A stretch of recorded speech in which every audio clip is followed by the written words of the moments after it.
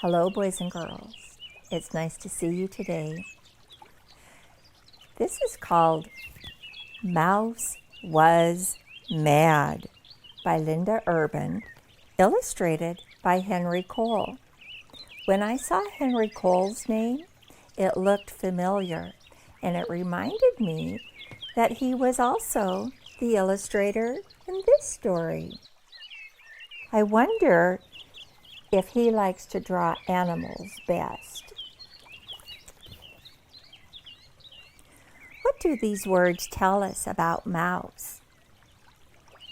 He was mad.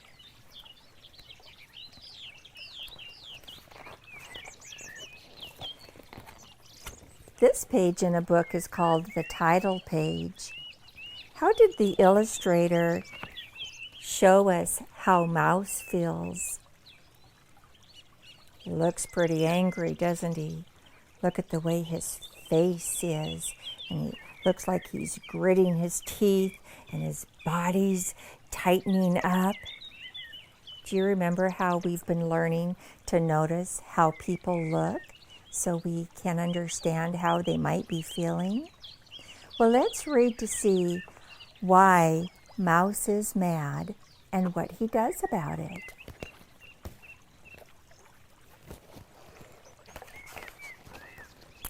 Mouse was hopping mad.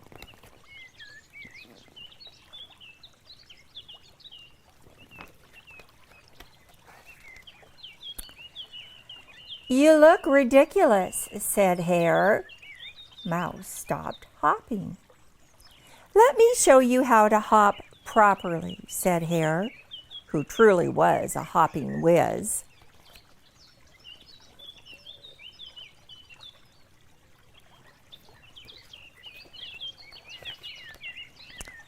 Mouse tried to hop like Hare. Nothing doing. Mouse hop, hop, flopped, splish, into a mucky mud puddle. You're going to notice a lot of words that describe sounds in this story.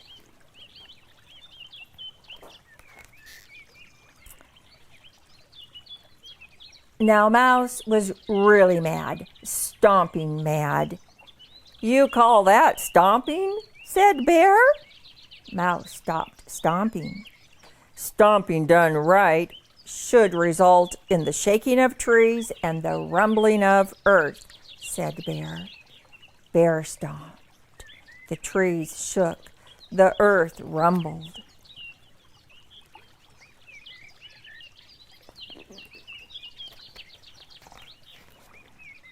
Mouse tried to stomp like Bear. The trees did not shake. The earth did not rumble. Mouse stomp, stomp, flomped, splush into another mucky mud puddle.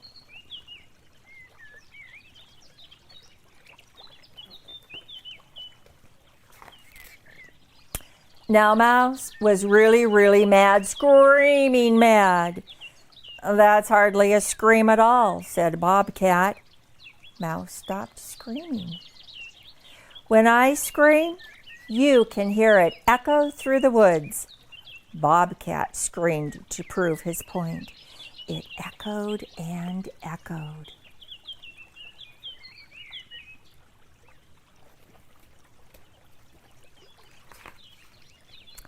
Mouse opened his mouth wide and let out the loudest scream he could manage. No echo. He tried arching his back like a bobcat, but he lost his balance and fell splosh into yet another mucky mud puddle. Why do you think the author keeps having him fall into the mucky mud puddle? Is it funny, or do you think it's to show that Mouse is getting madder?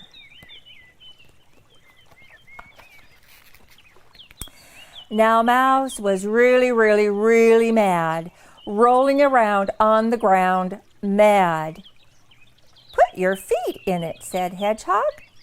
Mouse stopped rolling. The best rolling is achieved when the body is a perfect sphere. Hedgehog tucked his nose and his feet and his hands. He was a perfect sphere.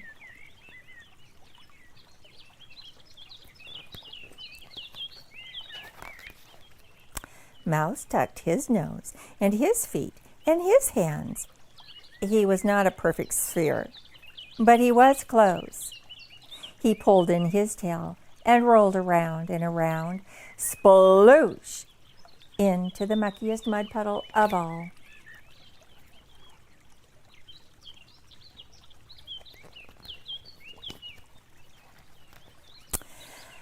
Now Mouse was really mad, standing still mad. Mouse did not hop. He did not stomp. He did not scream or roll on the ground.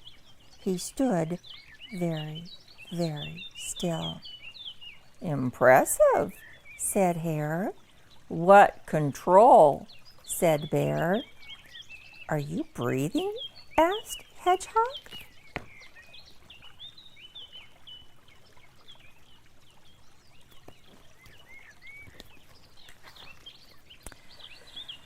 Mouse took a deep breath.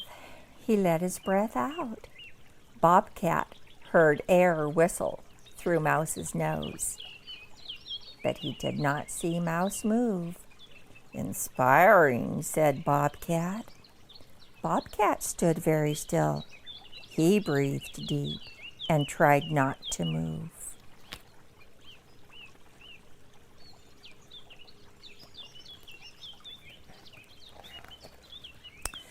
Your ears twitched, said Hare.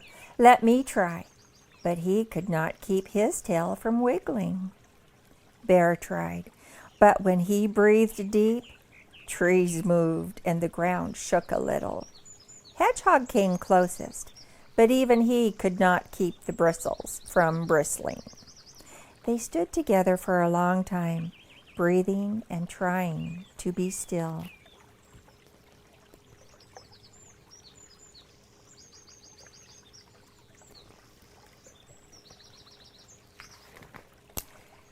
And then Mouse realized he was no longer mad.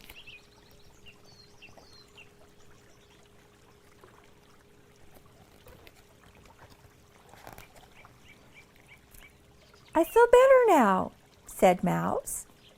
You look better now, said Bear. But you need a bath, said Hedgehog.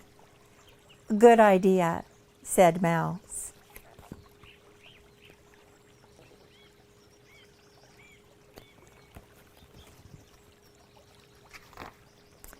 Splash.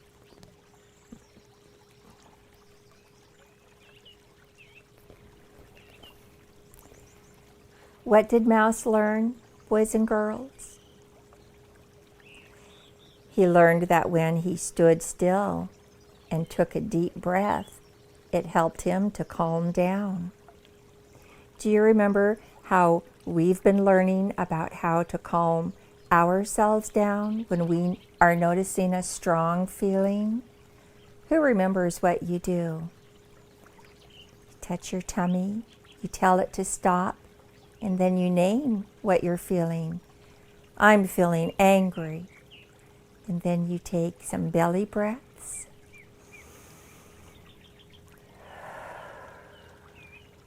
And that's a way that you can learn to calm down. Do we know why Mouse was so mad? I don't know why, but I'm glad he felt better at the end of the story. I hope you have a really good day, boys and girls. I'll see you at our next story.